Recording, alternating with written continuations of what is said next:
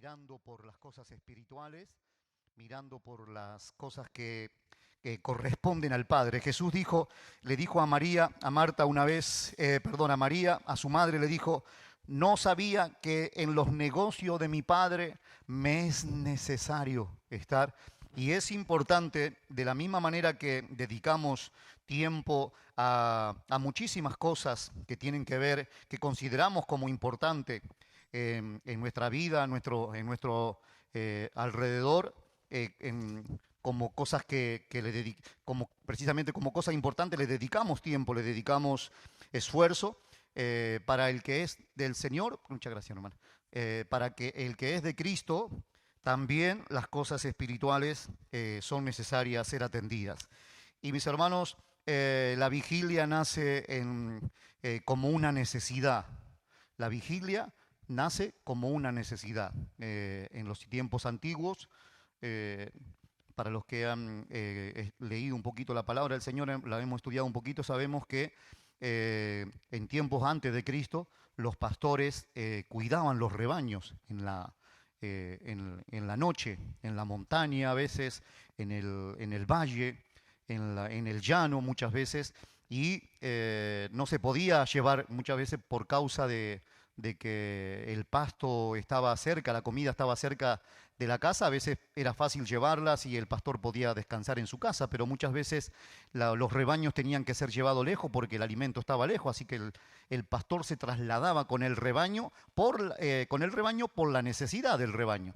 Y no podía ir estar volviendo, dejando el rebaño en la noche solo, y, y entonces se quedaba con él, con el rebaño, cuidando, velando toda la noche. Y a veces le tocaba, a veces iban tres o cuatro y se turnaban para cuidar el rebaño en la noche de los ataques del lobo, de los osos, de los pumas que atacaban el rebaño.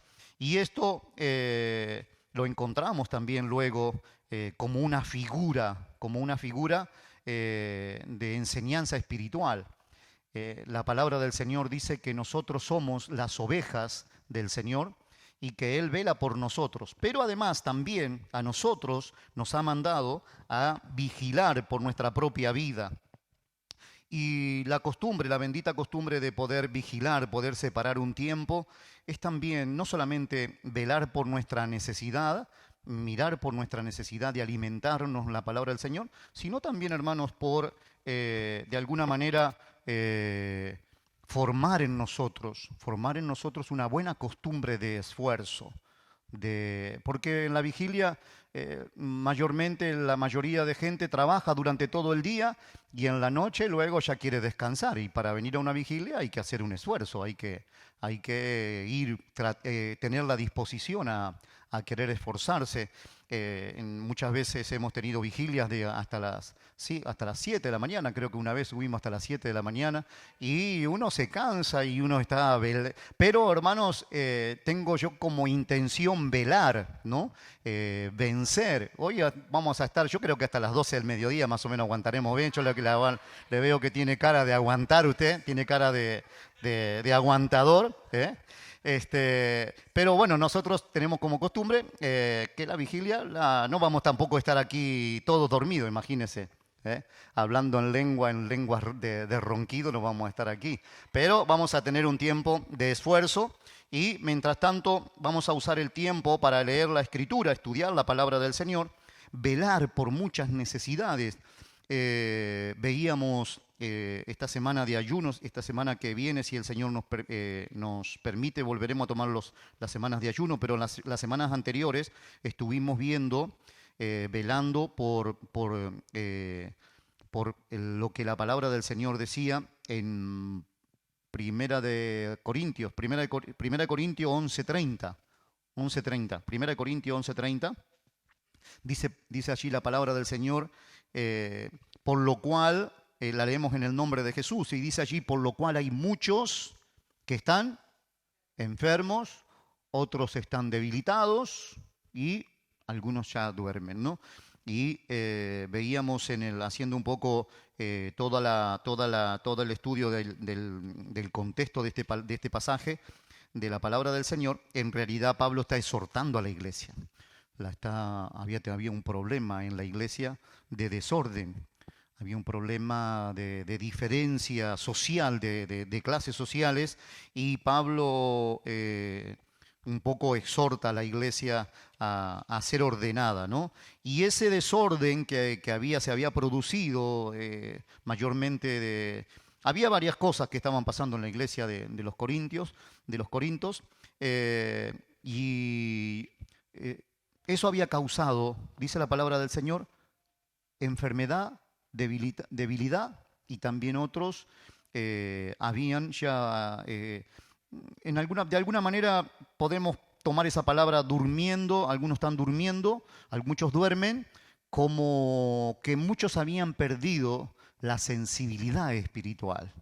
Habían perdido quizás el gozo, también habían perdido el discernimiento de las cosas espirituales, ¿no? No sé si a usted le ha pasado, pero cuando uno descuida lo que es la devoción, la vida de oración, la vida de búsqueda, cuando uno quizás no practica la oración, la lectura de la palabra, el ayuno, nuestro corazón, nuestra mente entra en un estado de adormecimiento, ¿no? Un estado donde sigo creyendo en Dios, pero ya no anhelo su presencia, ya no tengo ganas de orar, me aburre el mensaje, no tengo ganas de congregarme. Entonces, esta palabra la podríamos aplicar a ese sentido, ¿no? A esas situaciones. Y algunos duermen, y muchos duermen. Dice allí, fíjense que ahí dice, hay muchos enfermos y debilitados. ¿Cuántos había enfermos y debilitados? Muchos. Y otro grupo de muchos que estaban durmiendo, estaban adormecidos. Y esto es, hermanos, lo que sucede cuando muchas veces, sin darnos cuenta, aplazamos nuestra vida de oración, cuando aplazamos nuestra vida de consagración a Dios. Tengo una Biblia que hace tiempo que no la uso, pero es la Biblia Thompson. Y siempre me llama la atención, hay un esquema, un gráfico en la Biblia Thompson que marca la vida de Jacob, el hijo de Isaac, el nieto de Abraham. Y en ese esquema hay como un diagrama en el que la vida de Jacob tiene altos y bajos, altos y bajos, altos y bajos, ¿no? Y creo que ya un poco medio al final de la vida de Jacob, ya hay como una especie de nivel más plano, ¿no? Más de equilibrio. Pero siempre me acuerdo de eso, porque creo que la vida del cristiano tiene esos altos y bajos, ¿no? Tiene esos tiempos. Pero la palabra del Señor dice en Santiago, si no recuerdo mal, que no seamos de doble ánimo, sino que seamos personas que se mantienen en una línea. Creo que es Santiago 1, ¿no? Santiago 1 creo que es. Santiago 1.8. A ver, pónmelo, Laita. Santiago 1.8. Hoy quiero hablar un poco sobre el tema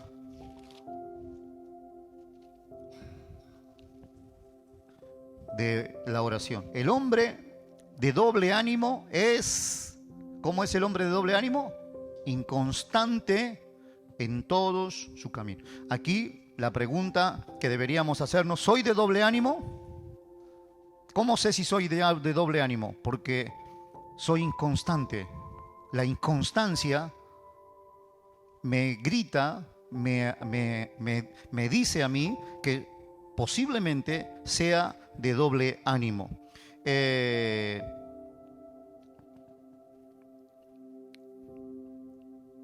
Aquí tengo como una especie de descripción de un hermano, y dice la palabra es disucho.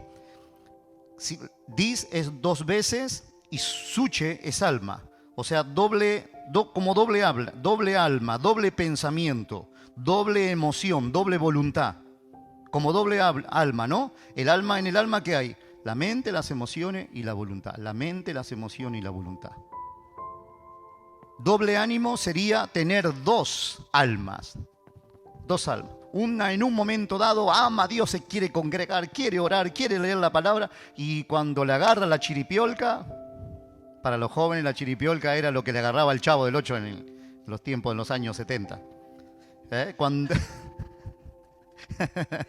le agarraba, se le cruzaban los cables y ya no quería ni orar, ni congregarse, ni perdonar, ni leer la palabra, ni ayunar, no quería hacer nada, hasta que le volvía a agarrar otra vez la...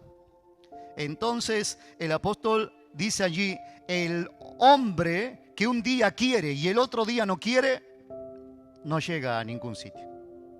No llega a ningún sitio. La idea es como un barco cuando queda encallado, ¿no? ¿Se acuerdan? No sé si... ¿cuánto leen la Biblia? A ver, levante la mano los que leen la Biblia. ¿Se acuerdan que un día en un viaje del apóstol Pablo, el último viaje del apóstol Pablo, creo que queda encallado en la isla de Siracusa, ¿no? En la isla de Siracusa, el barco queda encallado en dos corrientes. El barco queda encallado en dos corrientes de agua. Una iba para un lado y otra iba para otro. Y las dos corrientes, por la lógica de la lectura, ¿sabe qué hicieron las dos corrientes? Destruyeron el barco. Y una persona de doble ánimo, una persona que un día aquí cree en Dios y el otro día no cree, y al otro día le ama y lo ve usted que entra por la puerta y está sonriente, y al siguiente día no, ya no lo vimos más, ya ni siquiera se sonríe, o viene y está con la cara de así de haber chupado limón, la cara de amargado, es una persona de doble ánimo.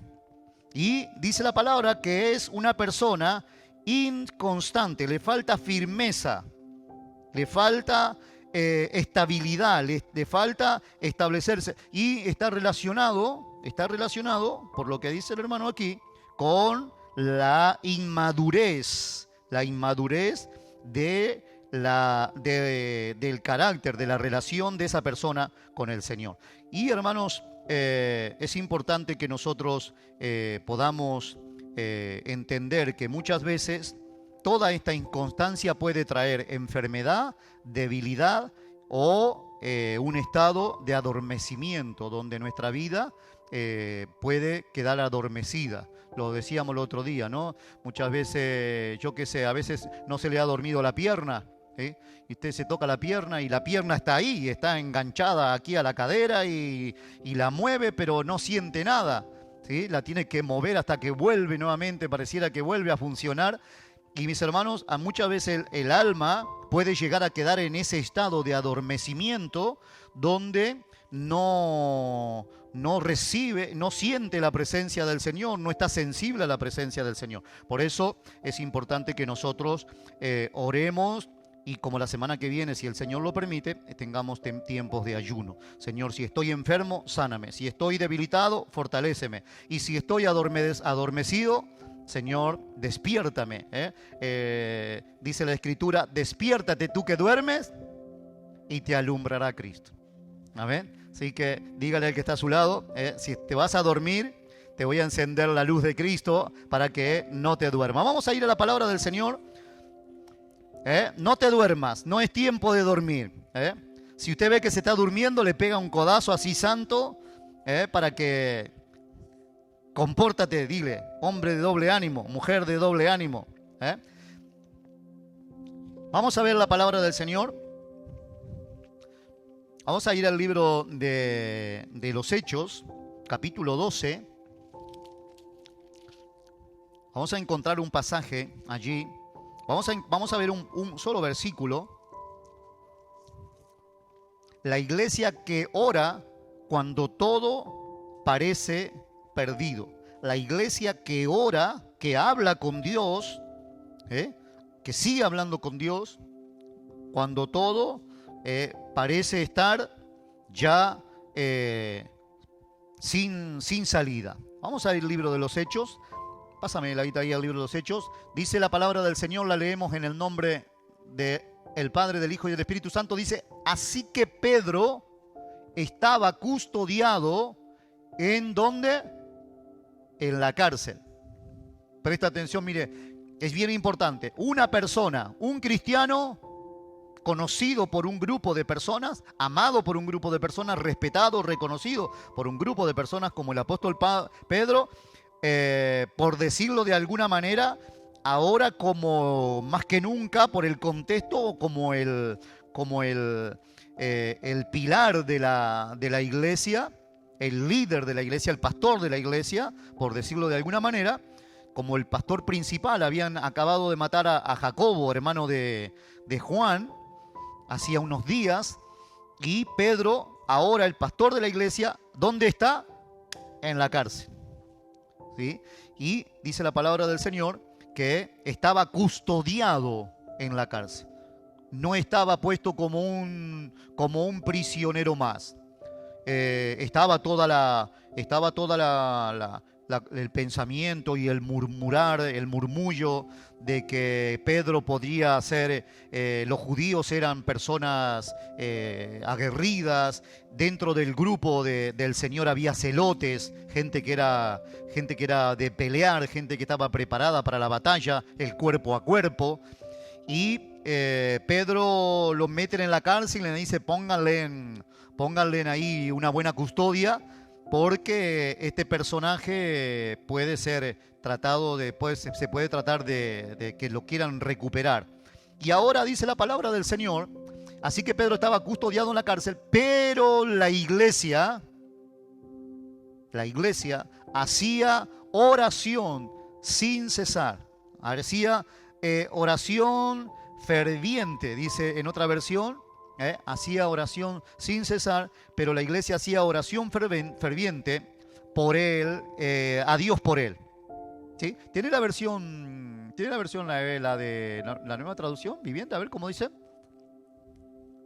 Fervientemente, aquí está. Mientras Pedro estaba en la cárcel, la iglesia oraba fervientemente por él. La iglesia oraba fervientemente por Pedro. Y hermanos, Pedro había sido señalado por el concilio, por el Sanedrín judío en Jerusalén, como un tipo peligroso, un tipo que nos podía causar problemas. Ya habíamos terminado, habíamos silenciado a Cristo. Ya Cristo había sido, de alguna manera, ellos se sentían victoriosos ante la muerte de Cristo, pero resulta que ahora se levanta un seguidor de él. Y este Pedro, junto con los otros, con Juan, sanan a un cojo en el capítulo 3, van orando y van sanando a las personas, tienen un discurso. Pedro ahora no tiene miedo, tiene elocuencia, tiene el respaldo del Señor, se juntan entre ellos, hay un estado de unidad, de compromiso entre ellos. Y Pedro es uno de los que lidera todo este mover. Pongámonos un poco en el contexto de todo lo que es desde Cristo, desde la muerte de Cristo hasta este pasaje. Cuando Pedro está custodiado en la cárcel, cuando Pedro está bien custodiado, creo que en otro pasaje también dice que ahora estaba bien cerrada también la cárcel. Tenemos que entender que la iglesia está naciendo y que los seguidores de Cristo se han convertido en un verdadero dolor de cabeza para la sociedad que no cree, para el gobierno romano y para el gobierno judío, porque en Jerusalén en este momento estaba en toda la región estaba Roma gobernando a través de la gente que ellos ponían. Pero también había otro gobierno, que era el gobierno judío, el gobierno del Sanedrín, el gobierno del templo, que tenía que ver con los judíos. Y realmente este grupo nuevo de cristianos, llamado cristiano, se había convertido realmente en un dolor de cabeza. Y entonces toman todas las medidas necesarias, todas las medidas que son necesarias para acallar a esta gente. esta gente no puede congregarse, no los queremos entre nosotros, no queremos que crean, no queremos que hagan lo que hacen estas manifestaciones, no queremos que sanen a los enfermos, que liberten a los endemoniados, no los queremos entre nosotros, así que se forma varias clases de persecución. Y es en esta situación en la que este pasaje, este breve pasaje, así que Pedro estaba custodiado en la cárcel, pero la iglesia hacía oración sin cesar, pero la iglesia hacía sin cesar oración a Dios por él. Este versículo tan simple está rodeado de mucha significación. Aquí en este pasaje, en el pasaje que acabamos de leer, así que Pedro estaba custodiado en la cárcel, pero la iglesia hacía sin cesar oración a Dios por él, contiene la teología del sufrimiento, la teología de la soberanía de Dios y también nos enseña el poder de la oración corporativa. Tres cosas que podemos ver en este pasaje. La doctrina del sufrimiento. Dios no libró a la iglesia del dolor. Dios no libró a la iglesia en ese momento de la tragedia. Dice la palabra del Señor en el capítulo 12, versículo 1, en aquel tiempo, en aquel mismo tiempo, el rey Herodes echó mano a algunos de la iglesia para maltratarles. Mire lo que dice, en aquel mismo tiempo, un periodo donde el rey Herodes no solamente los perseguía, sino que echó mano a algunos de la iglesia. ¿Para qué? Para hacerle una caricia, para decirle qué lindo, qué guapo que sos. Dice que la palabra del Señor dice que era para maltratarlos. Versículo 2, porfa. Y mató. A algunos los maltrató y a otros mató. A Juan, mató a espada a Jacobo, hermano de Juan. El hermano mayor, si no recuerdo mal, el hermano mayor de Juan. Entonces aquí tenemos, mis hermanos, que en el contexto vemos a un Dios que permite, vemos a un Dios que en su soberanía, Él permite el sufrimiento. Pero eso no quiere decir que Dios pierda el control. Podemos estar rodeados de problemas, dificultades, situaciones en las que muchas cosas son quitadas de nosotros y nos van a doler, seres queridos, personas conocidas, pérdidas en cuanto a cosas que amamos demasiado. Podemos sufrir por medio de injusticias que nos puedan hacer, la pérdida del trabajo, la pérdida de la salud, la pérdida de la economía puede traer sufrimiento a nuestra vida, a nuestro alrededor. Pero eso no quita que Dios haya perdido el control. Como lo vamos a ver, Dios es soberano aún en medio de las situaciones difíciles. Dios es soberano en medio de las situaciones difíciles. Y en este pasaje que acabamos de leer, que Pedro estaba custodiado en la cárcel y la iglesia hacía oración ferviente a Dios por él, también vemos el poder de la oración juntos. Es bueno orar solo, pero mejor también es orar juntos.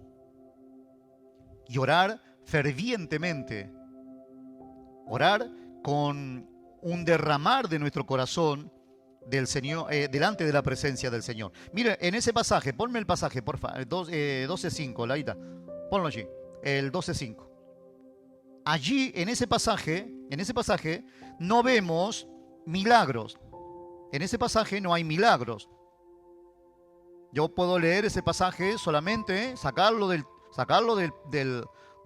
texto, del contexto, sacarle los de arriba, los de abajo, y ahí no veo ninguna clase de milagro. ¿Alguien ve alguna clase de milagro? No hay ninguna clase de milagro. ¿Ve ángeles más manifestándose allí? ¿Hace mención a alguna clase de aparición angelical? ¿Podemos deducir por este pasaje que las cadenas se están rompiendo? Lo que dice este pasaje es que la iglesia, este pasaje dice bien claramente que la iglesia hacía oración a Dios por él. Y eso es muchas veces, eso es lo que solamente necesitamos hacer. Necesitamos trabajar, necesitamos predicar, necesitamos evangelizar, necesitamos ir a ver gente, necesitamos hacer muchas cosas. Pero a veces lo único que Dios espera es que nosotros nos juntemos a orar, clamar a Dios para que Él mueva su mano de misericordia.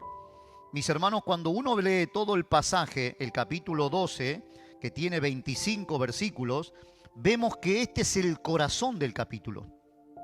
Este es el corazón, todo lo que ocurre antes y lo que ocurre después está centrado en lo que dice este pasaje.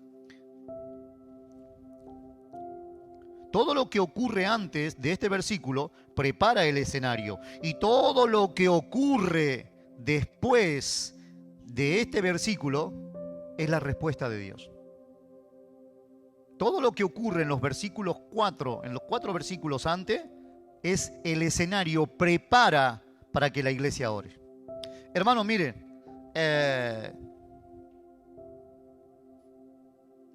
creo que una vez lo dijimos, ¿no? Y espero que usted lo entienda. Espero que usted tenga la madurez para entender lo que voy a decir ahora.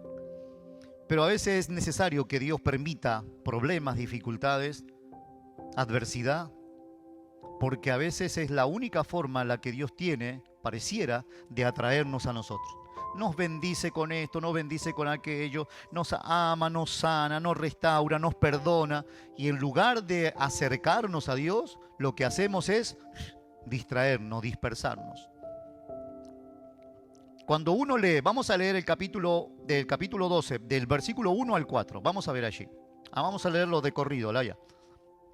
En aquel mismo tiempo el rey Herodes echó mano a algunos de la iglesia para maltratarles. Versículo 2, y mató a espada a Jacob, hermano de Juan. Y viendo que esto había agradado a los judíos, procedió a prender también a Pedro. Era entonces el día de los panes sin levadura, estaba cerca de la Pascua. Y habiéndole tomado preso, le puso en la cárcel, entregándole a 4 grupos de soldados, cada uno, para que le custodiasen, y se proponía sacarle al pueblo después de la Pascua. Y ahí está el versículo en cuestión, el 5. Dice el versículo 5, así que Pedro estaba custodiado en la cárcel, pero la iglesia hacía sin cesar oración a Dios por él. Aquí los versículos que acabamos de leer son la preparación, la antesala. Son el escenario que preparan el versículo 5 para que veamos lo que ocurre después. Miren lo que ocurre después. Vamos a ver el versículo 6. Y cuando Herodes le iba a sacar aquella misma noche, estaba Pedro durmiendo. ¿Qué hacía Pedro? Dormía. Pedro había aprendido con fallos, con errores, había aprendido a confiar en el Señor. Y dice la palabra que mientras Pedro descansaba, otros no descansaban, estaban orando como en esta noche. Y dice la palabra del Señor que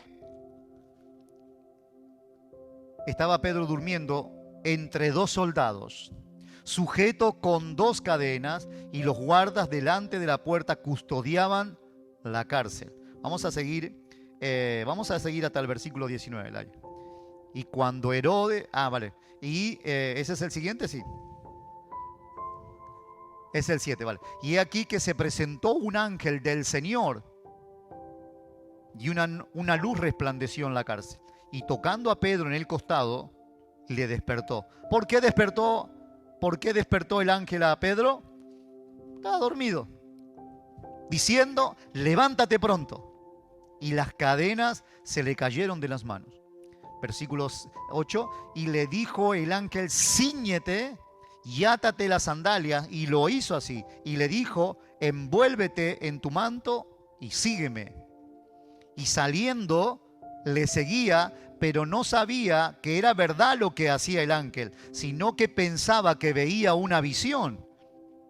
Habiendo pasado la primera y la segunda guardia, llegaron a la puerta de hierro que daba a la ciudad, la cual se abrió por sí misma, y salidos pasaron una calle, y luego el ángel se apartó de él. Versículo 11, entonces Pedro, volviendo en sí, dijo, ahora entiendo que verdaderamente el Señor ha enviado su ángel y me ha librado de la mano de Herodes y de todo lo que el pueblo judío, de los judíos esperaba. Versículo siguiente, y habiendo considerado esto, llegó a la casa de María, la madre de Juan, el que tenía por sobrenombre Marco, donde muchos estaban reunidos durmiendo como Pedro. ¿Qué estaban haciendo? Orando. Estaban hablando con Dios, clamando a Dios. Porque la Biblia dice, el versículo 5, que hacían oración ferviente, oración sin cesar a Dios. Allí lo tenemos. Y cuando llamó Pedro a la puerta del patio, salió a escuchar una muchacha llamada Rode, la cual, cuando reconoció la voz de Pedro, de gozo no abrió la puerta, sino que corriendo adentro dio la nueva de que Pedro estaba a la puerta. Y ellos le dijeron, ¿estás loca? Pero ella aseguraba que así era. Entonces ellos decían, es su ángel. Mas Pedro, mira hermano, vuélveme al siguiente. Están orando porque Dios libra a Pedro. Señor, libra a tu siervo. Señor, sácalo de allí, rompe las cadenas. Cuando sucede el milagro, dice, no, debe ser el ángel, debe ser otro. No, esto no puede ser. Vamos al siguiente. No estamos para jugar los hermanos de Jerusalén nosotros. Mas Pedro persistía en llamar. Y cuando abrieron y le vieron, se quedaron atónitos.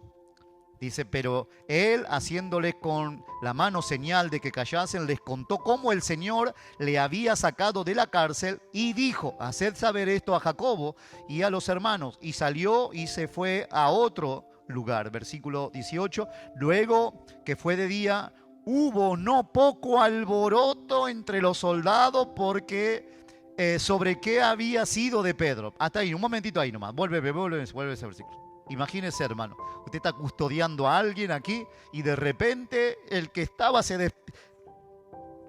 y se miran uno a otro y dice, ¿qué pasó aquí con este hombre?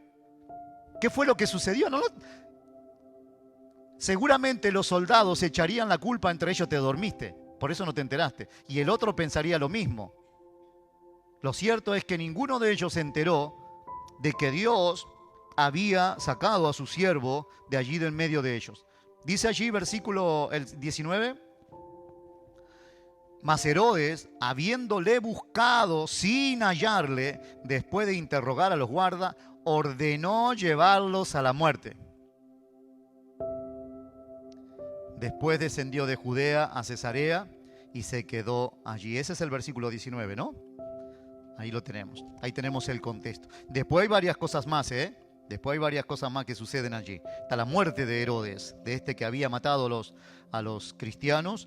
La encontramos en el siguiente pasaje. Pero hermanos, este versículo es el corazón, el versículo 5 es el corazón del capítulo. Todo lo que ocurre antes del versículo 5 prepara, es la antesala de lo que va a suceder, del problema de lo que va a suceder y cómo la iglesia va a orar. ¿Cómo la iglesia va a orar? Mira, hermano, estamos teniendo dificultades. Estamos teniendo muchas dificultades. Hace una semana atrás, el papá de la hermana Elena falleció. Después vinieron otros problemas. Vinieron hermanos que están enfermos. El hermano Víctor no lo ven aquí porque lo llamaron para hacerle una operación. Lo van a preparar para una operación. Hay hermanos que están con dificultades. Un pequeñito, una mamá que no hace mucho tiempo el Señor la convirtió al Evangelio, amiga de Elena. Y el Señor trató en su corazón y el Señor está obrando en esa mujer. Esa mujer, por la gracia del Señor, bueno, concibe un bebé y comenzamos a orar y ella se ve, pero resulta que el bebé nace bien y ahora está complicado, está ingresado y lleva como una semana más o menos, algo así, más o menos una semanita ingresado. Entonces, antes de ayer fallece la mamá de la hermana Gladys, una señora, una mamá que habíamos tenido aquí entre nosotros, doña Julia. Entonces vemos, hoy me entero de que la hermana del teclado también está enferma. Y así un montón de dificultades. Quizá me estoy perdiendo, me estoy saltando algunas cosas, pero ¿usted cree que pasa por casualidad? ¿Usted cree que dice, bueno, son temporadas? No, Dios nos está llamando la atención. Dios llama la atención a través de problemas a nuestra vida. Dios llama a través de estas situaciones, nos llama a buscar de su presencia, a buscar de su gracia. Lamentablemente somos personas, todos los seres humanos, mis hermanos, clamamos y buscamos de Dios cuando el agua ha llegado, ya nos ha pasado, cuando ya no sabemos qué hacer. Pero es importante que entendamos que Dios es soberano, en esta situación, en las situaciones de dificultad. Pero quiero que aprendamos otra cosa en esta noche. Hermanos, que la oración corporativa tiene poder. La oración de unirnos en oración. Poder unirnos, el Señor dijo, donde estén congregados 2 o 3 en mi nombre. Y si 2 o 3 se pusieren de acuerdo, está bien que no hay que sacarlo del contexto, porque allí está hablando de ordenar la iglesia. Pero hermanos, el poder del acuerdo, el Señor se fue al Getsemaní y se lleva a 3 de sus discípulos. Se lleva porque entiende que, hermanos, en la Biblia Dios nunca usó llaneros solitarios. Dios siempre al lado de un siervo de Dios pone a alguien que ayude. Moisés tenía a su Aarón, pero cuando no alcanzó a Aarón, Dios puso a Hur. Y dice la palabra del Señor que el ejército estaba peleando, Josué estaba peleando con los de Amalek, creo, si no recuerdo mal ahora, y está peleando en el valle y Moisés sube a la cima allí y está clamando a Dios con su mano en alto y está levantando sus manos y se dan cuenta de que las manos de Moisés empiezan a cansar. Y cuando las manos de Moisés ya empiezan a cansarse, porque, bueno, mantenga las manos así un ratito. 3 minutos, 4 minutos, 10 minutos y ya no sé cuántos minutos uno dice no tengo nada en las manos, pero ya uno empieza a acomodarse y ya con el tiempo ya las baja hasta esta altura y después ya dice bueno, las tengo todavía arriba, pero y ya luego bueno, ya a ver, la trato de mantener así y después y la palabra del Señor dice que se dieron cuenta de que cuando Moisés tenía las manos levantadas, Josué ganaba la batalla en el llano. Y cuando Moisés bajaba las manos, se cansaba, entonces el enemigo avanzaba. Escuche, el enemigo prevalecía. Así dice la palabra del Señor. Y esto nos enseña de que, hermanos, no podemos vivir, no fuimos llamados como miembros de Cristo para vivir apartados del cuerpo. Yo necesito que usted ore por mí. Y usted necesita que yo ore por usted.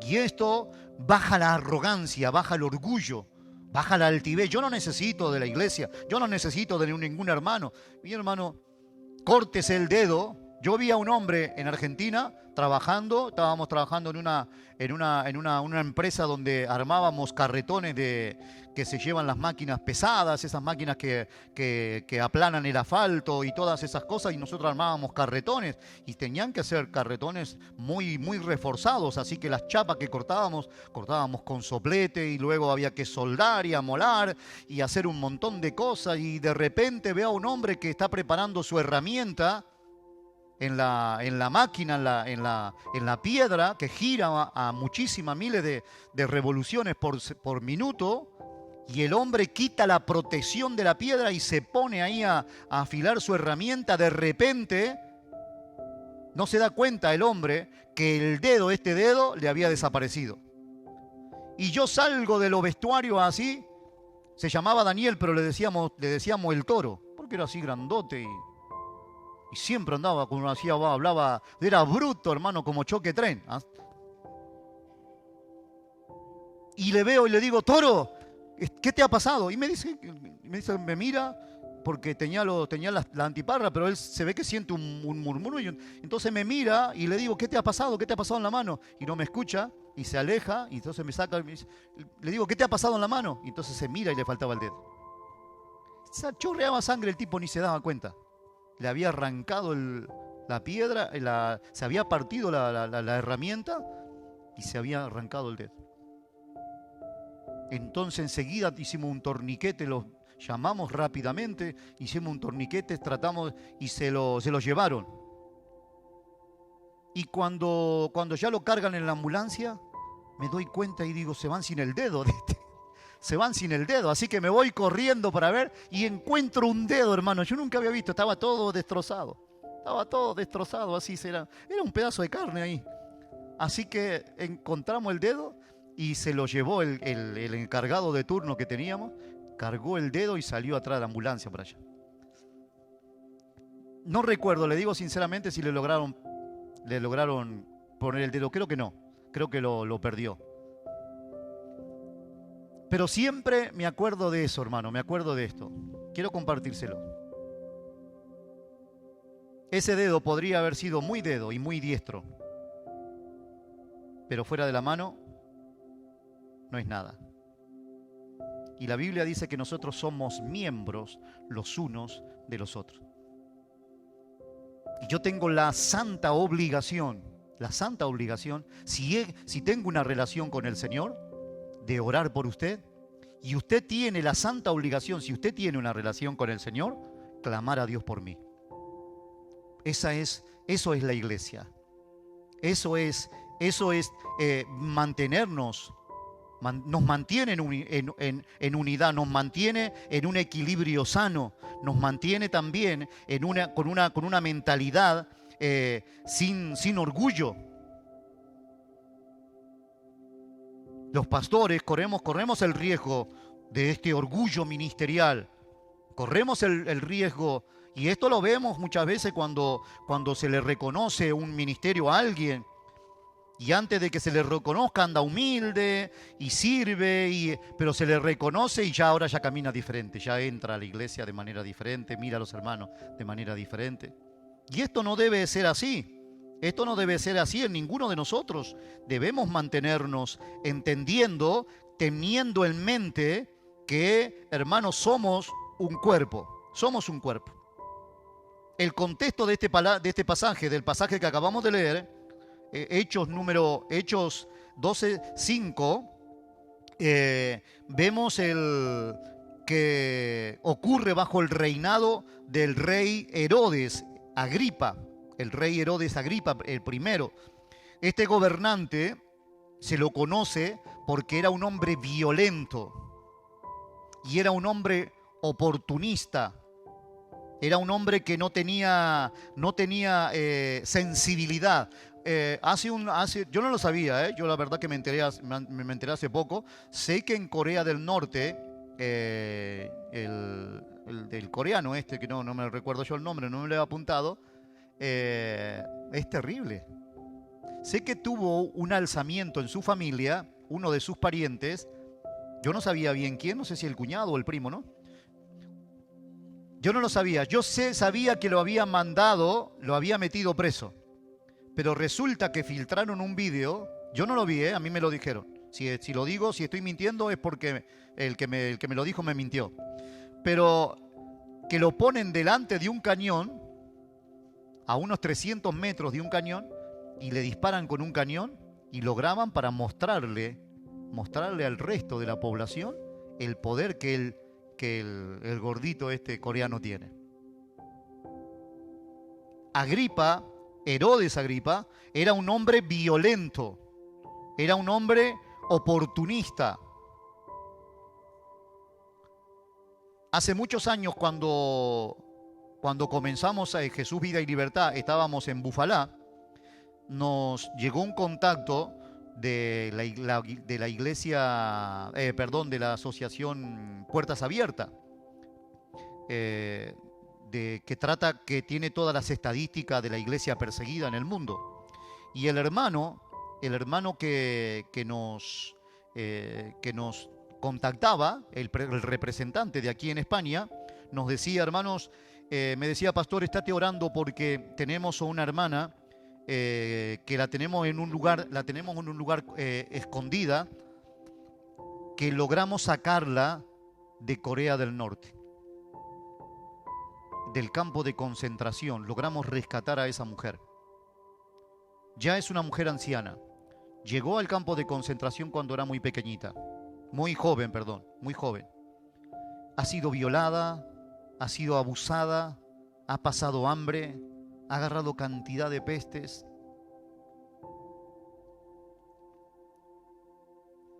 Ha padecido muchísimas cosas. Y todo esto bajo el régimen dictatorial de este gobierno que tiene Corea del Norte. Digo esto porque el rey Agripa tenía esta condición. Era un hombre que no le importaba matar a alguien, matar a niños, matar a personas, matar a una familia, quedarse con los bienes de esa familia. Y la palabra del Señor dice que este hombre había decidido ganarse el favor de los judíos, porque este Herodes Agripa tenía un vínculo con los judíos, un vínculo familiar con los judíos. Tenía un vínculo cercano, entonces quiere ganarse el favor de los judíos. ¿Y cómo lo hace? Persigue a la iglesia, persigue a los cristianos, persigue a aquellos que decidieron seguir a Cristo, que decidieron confiar en el Señor.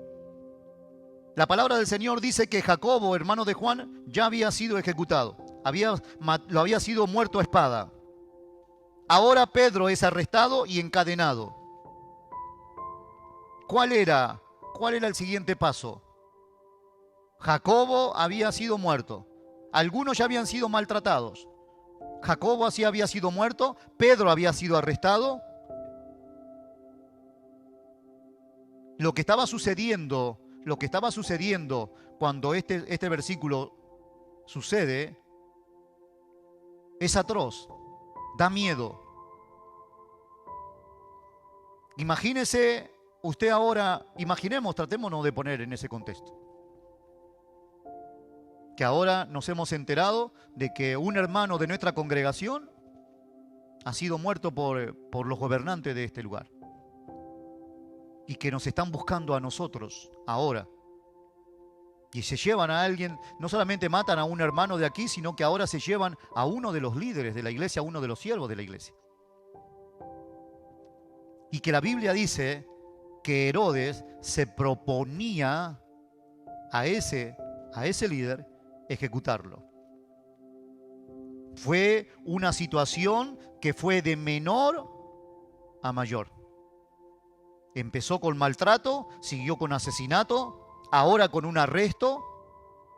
Y este arresto tenía un fin político. Tenía un fin no solamente político, sino también, hermanos, por decirlo de alguna manera, el fin era exterminar a la iglesia.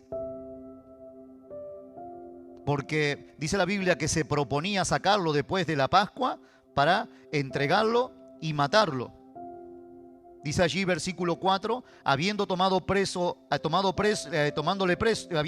preso, le puso en la cárcel, entregándole a 4 grupos de soldados, a 4 grupos de 4 soldados cada uno, para que le custodiasen, y se proponía sacarle al pueblo después de la Pascua.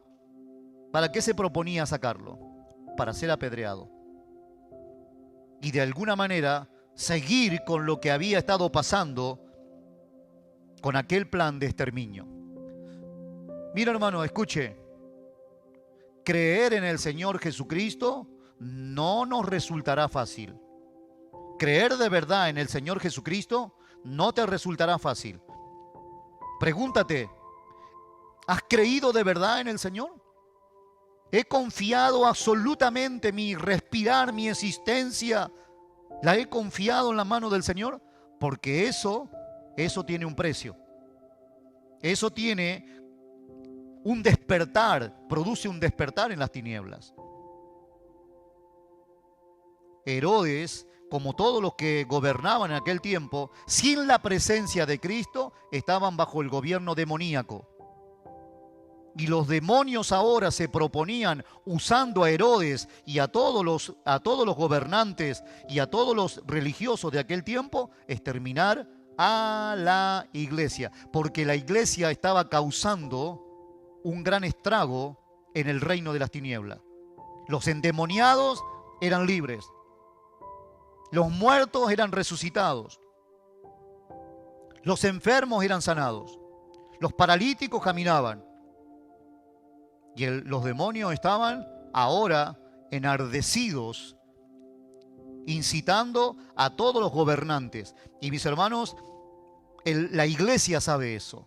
Y si hasta el día de hoy no lo sabía, créame que creer en el Señor Jesucristo despierta alguna situación en las tinieblas que no son agradables. Suscita en las tinieblas una molestia.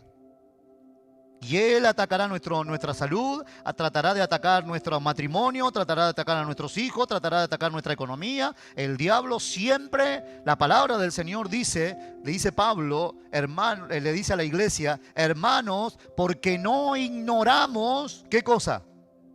Las maquinaciones ¿de quién? De Satanás. La iglesia, cuando pasa este versículo, el versículo 5, pon el versículo 5, cuando pasa, está sufriendo el resultado de las maquinaciones de Satanás. Porque no tenemos lucha contra sangre y carne. No tenemos lucha contra sangre y carne. Por eso es importante, se hace bien importante la necesidad de ver que tenemos que orar. Hay que orar. Debemos orar. Debemos orar. Para llegar a este tema, hermanos, hemos pasado tiempo preguntando al Señor, orando al Señor, de tal manera que hemos sacado el día de discipulado del el día martes y lo vamos a dedicar a orar, porque no solamente debemos aprender, también debemos orar. No solamente usted debe orar en su casa, sino que también como iglesia debemos orar. Jacobo, hermano de Juan, había sido ejecutado. Pedro estaba arrestado y encadenado, estaba paralizado de alguna manera. La ejecución de la iglesia, la ejecución de la vida de Pedro era inminente. Humanamente hablando, la iglesia había perdido a un apóstol, el líder más visible estaba a punto de morir, no hay recursos políticos ni influencia social que pueda salvarle, no hay tribunales justos a los cuales apelar. La iglesia se encuentra de alguna manera, cuando leemos este versículo, atada de pies y manos. Y muchas veces el enemigo, hermanos, va a rodearnos. El enemigo nos va a rodear de situaciones, de problemas, de dificultades, de imposible. ¿Qué podía hacer una iglesia que había sido llamada a perdonar? ¿Que había sido llamada a poner la otra mejilla? Con un rey que ahora pretendía matarnos. Dice la palabra del Señor, mis hermanos, que la iglesia no tenía un poder externo. Y la iglesia no acude a un poder externo. Cuando leemos el versículo 5, así que Pedro estaba custodiado en la cárcel, pero la iglesia hacía oración ferviente, hacía oración sin cesar a Dios por la vida de Pedro. Tenemos que entender que la iglesia está desvalida en cuanto a lo terrenal. Pero la iglesia sí la iglesia tiene acceso al trono de la gracia. La iglesia puede entrar a la presencia del Señor. Herodes podía gobernar y podía ejercer dominio sobre, pero no era Dios. Allí vemos Dice la Biblia, pero la iglesia, pero la iglesia. Aquí vemos un contraste decisivo.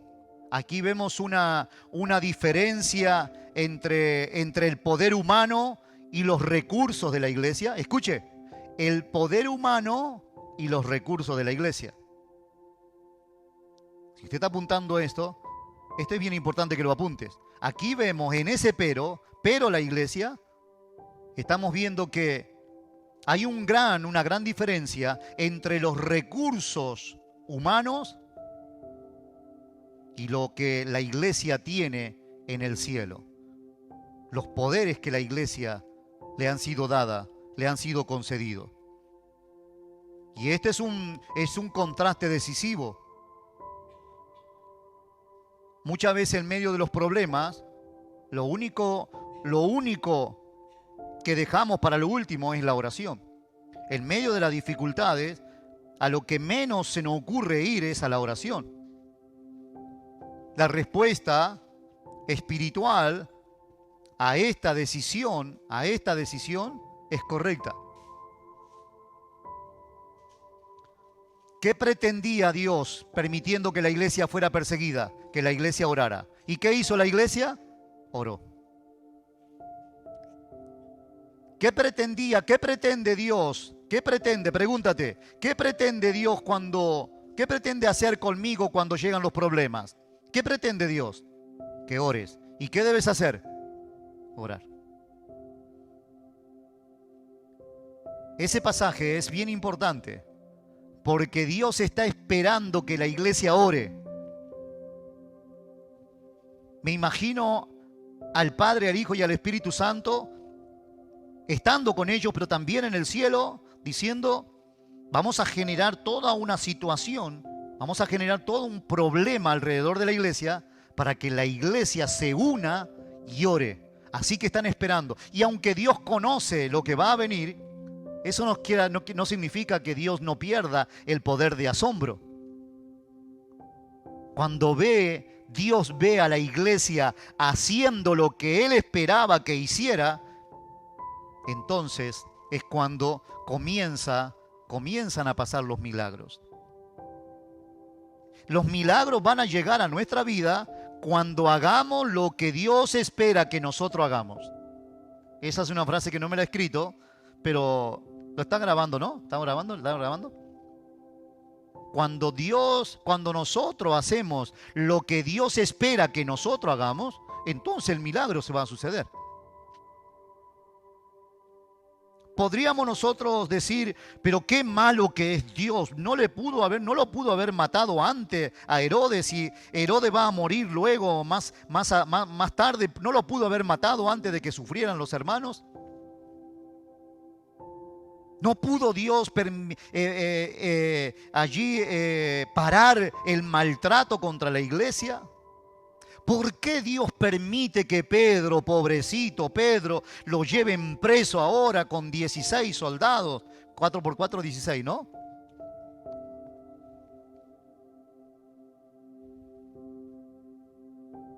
¿Por qué permite Dios eso? Podríamos nosotros quedarnos allí y cuestionar a Dios. ¿Por qué lo has permitido, Señor? ¿Por qué permites que sufra el inocente? ¿No le ha pasado alguna vez esa idea? ¿No ha escuchado alguna vez? Si Dios es Dios, ¿por qué Dios permite que el inocente sufra? Y eso sucede muchas veces porque en nuestra mente no procesamos todo el plan, el propósito de Dios. La palabra del Señor dice, mira hermanos, yo reclamé a Dios por años diciendo, si tú existías, ¿dónde estabas tú cuando yo sufría? ¿Por qué lo permitiste? ¿Por qué permites que los niños sufran? Ayer estuvimos viendo un documental con mi esposa de un hombre que lo descubrieron en el año 16, ¿no? 2016, ¿no? 2016, lo descubrieron recién. Desde el año 1970 se cree, puede ser más, que venía violando niños. Aquí en Masnou, en el Masnou. Un profesor Un profesor de colegio en el instituto. Luis, Luis, Luis Gross, algo así. Luis Gross. Es normal que cuando no se tiene toda la información, cuando no se tiene todo el plan en la mente, todo el plan de Dios, uno reclame a Dios. Es natural. Y esta es válido. Que uno le diga a Dios, eres un Dios injusto. Yo reclamé a Dios. Pero un día entendí que Dios me había escogido antes de la fundación del mundo. Me hizo pasar por todo el proceso de sufrimiento, porque un día Él me iba a llamar a salvación, yo iba a responderle a Él, a su llamado, y me iba a convertir de la misma manera que ustedes, en alguien que ama a Dios. Y la Biblia dice que a los que aman a Dios, todas las cosas nos ayudan a bien. Así dice la Biblia. Ponme el versículo. ¿Lo acuerdan, no? 8, ¿cuánto? 8:28 de Romanos. No lo tengo escrito ahí, pero miren lo que dice allí. A los que aman a Dios, y sabemos que a los que aman a Dios. Los que no aman a Dios, no todas las cosas les ayudan a bien. Por eso es que con un problema te puede alejar o te puede acercar a Dios. Una caída, un error, un fallo en tu vida te puede acercar o alejar de Dios. ¿Dónde está la diferencia? ¿Qué es lo que hace la diferencia? Entre que me acerque o me aleje. Si amo o no amo a Dios. Si no amo a Dios, cuando llegue el problema, llegue el error, llegue la caída y cometas un error lo único que vas a hacer es alejarte porque no amas a Dios. Mira, hermano, estoy preparando, creo que la tengo por la mitad, un sermón, todos somos Judas. ¿Cuál es la diferencia entre Judas y Pedro? Que Pedro ama a Cristo y Judas no. Judas no ama a Cristo. Está en el grupo, canta las canciones, toca la guitarra, predica, tiene el dinero en la mano, pero no ama a Dios. Porque si hubiese amado a Cristo, hubiese corrido, Señor. Pedro ama a Cristo y se arrepiente. Y dice, Señor, la he liado, yo soy igual que Judas, Señor. Al final tenías dos adentro del grupo. No es mayor el pecado de Judas que el de Pedro. La diferencia está en que quién amaba de verdad a Cristo o no. Y esto, hermano, hoy, en esta noche, va a quedar grabado en tu mente. Porque ya ha quedado grabado en la mía. Y cuando llegue el problema, porque el problema llegará, si te alejas, entonces es la evidencia de que tu corazón todavía no conoce a Cristo. Pero cuando llegue el problema y lo que haces es aferrarte al Señor y es agarrarte a sus manos, abrazar su corazón, entonces esa será la evidencia de que amas de verdad a Dios. La Biblia dice, y sabemos que a los que aman a Dios,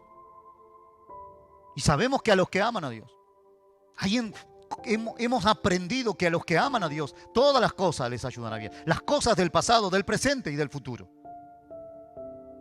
Y eso es lo que vemos en el libro de los Hechos.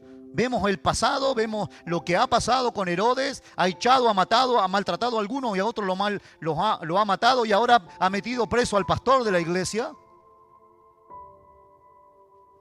Y ahora nos encontramos sin el pastor. ¿Pero qué hace la iglesia sin el pastor? Se pone a orar, porque la iglesia no depende del pastor. La iglesia no depende de Pedro. La iglesia depende de Cristo, que ama a Cristo, que conoce al Señor y clama a Él. Dice la palabra del Señor, hermanos, Pedro estaba custodiado en la cárcel. Así dice la Biblia. Ponme esa carátula. La realidad no se niega. La realidad no se niega.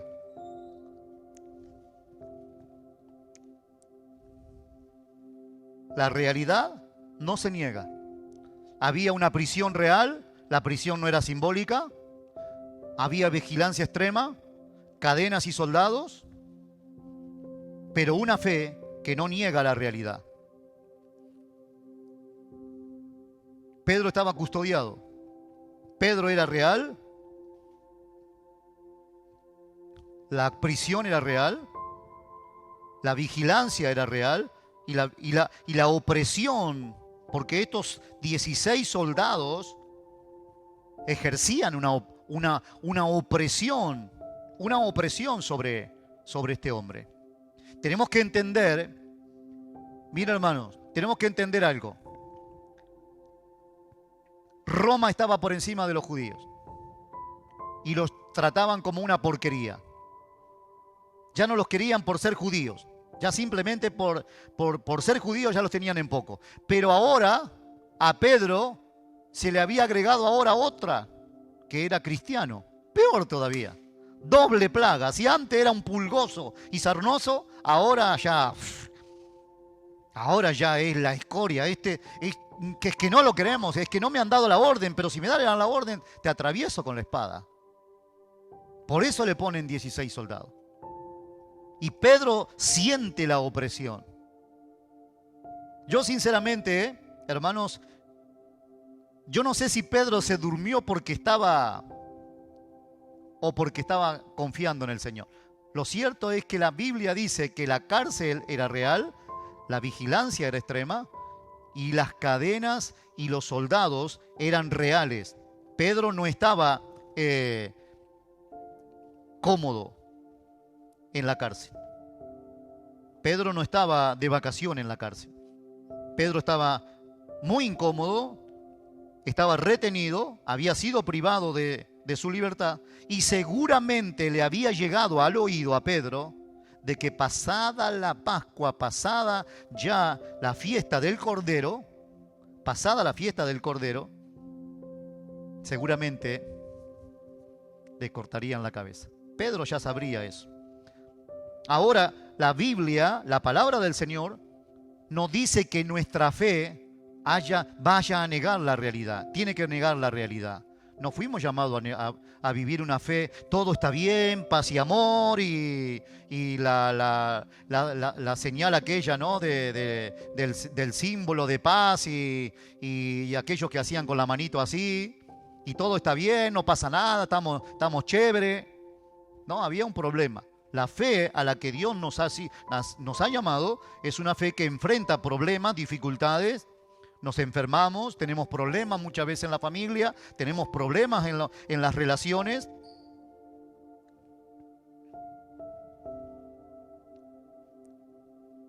La fe bíblica no es una negación de la realidad. La fe bíblica no es una negación de la realidad. La fe bíblica es confianza en Dios a pesar de la realidad.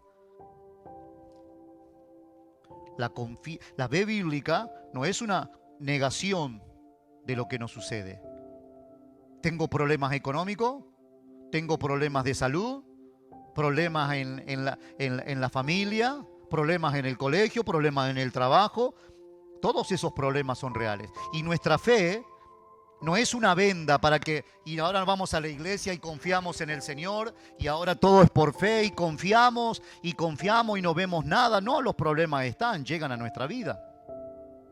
Pero la fe bíblica, hermanos, es confianza en Dios a pesar de la dura realidad. Aquí me lo voy a seguir armando el sermón. Es confianza en Dios a pesar de la dura y trágica realidad que no pudiéramos vivir. La iglesia no ora diciendo, esto no está pasando. La iglesia no ora, levanta sus manos y declaran y hacen declaraciones y profecías. Estoy seguro que si invitáramos a alguno de estos profetas que están en cartel por ahí, tendríamos un montón de gente hoy aquí. De hecho, ahora va a venir uno que es dulce, el apellido significa algo dulce, y la gente va a pagar 50, 70, 300 y pico de euros por estar y por ir a sacarse una foto con él. Pero cuando la iglesia tiene que orar, cuando tiene que enfrentar problemas, hermanos, pareciera querer negar la realidad. La iglesia que encontramos en el libro de los Hechos no es una iglesia que está orando y profetizando y declarando, sino que ora sabiendo que sí está pasando, que los problemas son reales, pero mayor que los problemas es el Señor. Dios es mayor que nuestros problemas. Dios es mayor que nuestras dificultades. La oración puede cambiar nuestra historia y la historia de otros.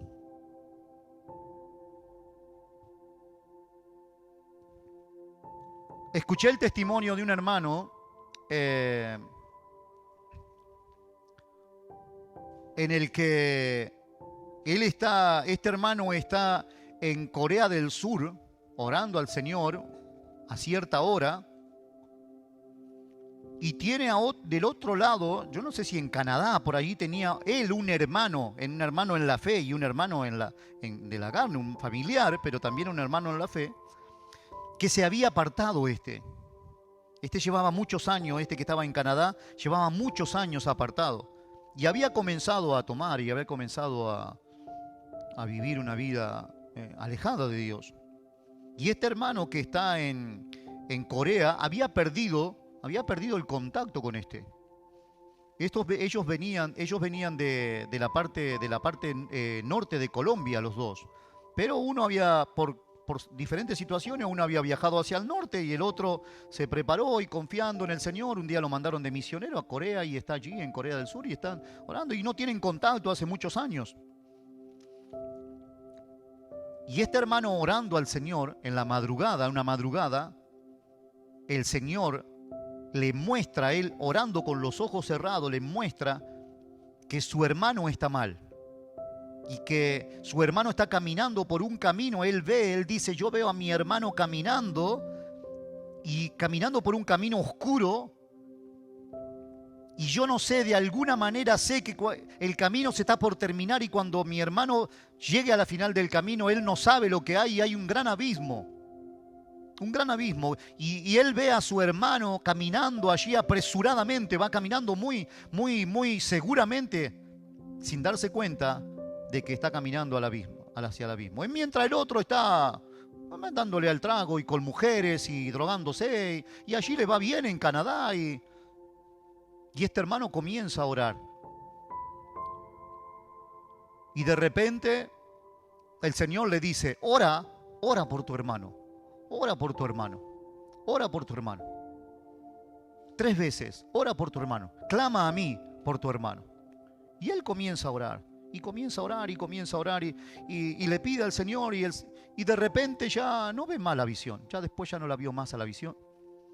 Pasaron 3 semanas y recibe un mensaje de que su mamá en Colombia, en el norte de Colombia, está enferma y que se tienen que reunir y están tratando de reunir. Se ve que estaban dispersos esta familia y por diferentes motivos y se reúnen nuevamente.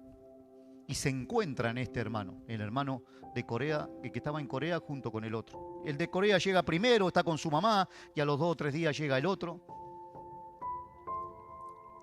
El hermano de Corea había apuntado el día y la hora.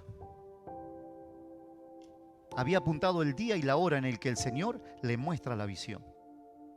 Cuando se juntan, comienzan y están hablando, y lo ve al hermano, a su hermano que no confía mucho en el Señor, que estaba frío en cuanto a las cosas de Dios, le aburrían y no quería saber nada. Él hablaba con su familia, el que estaba en Corea hablaba de las experiencias y lo veía así muy, muy lejano. Entonces se decidió hablar con él y le dijo, hermano, mira, tal día y tal fecha, mira, lo tengo apuntado en mi Biblia, y abre su Biblia atrás y le dice, mira, esta fecha y mira esta hora.